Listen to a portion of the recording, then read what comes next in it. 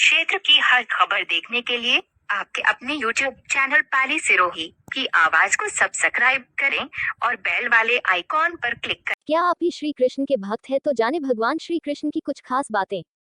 श्री कृष्ण को अलग अलग स्थानों में अलग अलग नामों से जाना जाता है। उत्तर प्रदेश में कृष्ण या गोपाल गोविंद इत्यादि नामों से जानते हैं। राजस्थान में श्रीनाथ जी या ठाकुर जी के नाम से जानते हैं। महाराष्ट्र में विठल के नाम से भगवान जाने जाते हैं। उड़ीसा में जगन्नाथ के नाम से जाने जाते हैं। बंगाल में गोपाल जी के नाम से जाने जाते हैं। दक्षिण भारत में वेंकटेश या गोविंदा के नाम से जाने जाते हैं। गुजरात में द्वारिकाधीश के नाम से जाने जाते हैं। असम, त्रिपुरा, नेपाल इत्यादि पूर्वोत्तर क्षेत्रों में कृष्ण नाम से ही पूजा होती है। Malaysia, Indonesia, America, England, France इत्यादि देशों में कृष्ण नाम ही विख्यात है। गोविंद या गोपाल में गो शब्द का अर्थ गाय एवं इंद्रियों दोनों से है। गो एक संस्कृत शब्द है और ऋग्वेद में गो का अर्थ होता है मनुष्य की इंद्रियां। जो इंद्रियों का विजेता हो, जिसके वश में इंद्रियां हो, वही गोविंद है, गोपाल है। श्री कृष्ण के पिता का नाम वसुदेव था, इसलिए इन्हें आजीवन वासुदेव के नाम से जाना गया। श्री कृष्ण के दादा का नाम शूरसेन था। श्री कृष्ण का जन्म उत्तर प्रदेश के मथुरा जनपद के राजा कंस की जेल में हुआ था।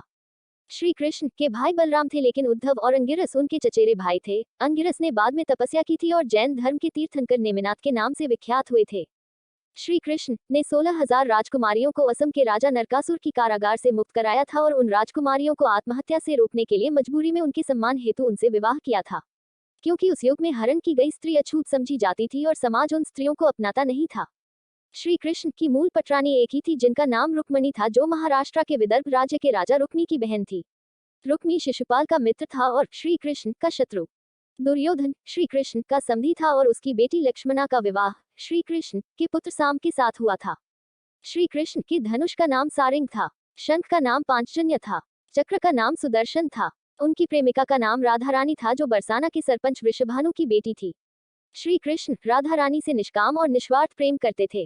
राधा रानी श्री कृष्ण से उम्र में बहुत बड़ी थी, लगभग 6 साल से भी ज्यादा का अंतर था। श्री कृष्ण ने 14 वर्ष की उम्र में वृंदावन छोड़ दिया था और उसके बाद वो राधा से कभी नहीं मिले। श्री कृष्ण विद्या अर्जित करने हेतु मथुरा से उज्जैन मध्य प्रदेश आए थे और यहाँ उन्होंने उच्च कोटि के ब्राह्मण महर्षि सांदीपनि से अलौकिक विद्याओं का ज्ञान अर्जित किया था।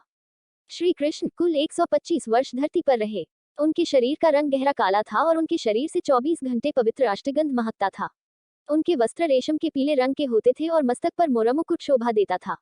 उनके सारथी का नाम दारुक था और उनके रथ में 4 घोड़े जुते होते थे। उनकी दोनों आंखों में प्रचंड सम्मोहन था। श्री कृष्ण के कुलगुरु महर्षि शांडिल्य थे। श्री कृष्ण का नामकरण महर्षि गर्ग ने किया था। श्री कृष्ण के बड़े पोते का नाम अनिरुद्ध था, जिसके लिए श्री कृष्ण ने बानासुर और भगवान शिव से युद्ध करके उन्हें पराजित किया था। श्री कृष्ण ने गुजरात के समुद्र के बीचों बीच द्वारिका नाम की राजधानी बसाई थी। द्वारिका पूरी सोने की थी और उसका निर्माण देवशिल्पी विश्वकर्मा ने किया था। श्री कृष्ण को जरा नाम के शिकारी का बाण उनके पैर के अंगूठे में लगा। वो शिकारी पूर्व जन्म का बाली था। बाण लगने के पश्चात भगवान स्वलोक धाम को गमन कर गए। श्री कृष्ण ने हरियाणा के कुरुक्षेत्र में अर्जुन को पवित्र गीता का ज्ञान रविवार शुक्ल पक्ष एकादशी के दिन मात्र 45 मिनट में दे दिया था। श्री कृष्ण ने सिर्फ एक बार बाल्यावस्था में नदी में नग्न स्नान कर रही स्त्रियों के वस्त्र चुराए थे और उन्हें अगली बार यूं खुले में नग्न स्नान न करने की नसीहत दी थी।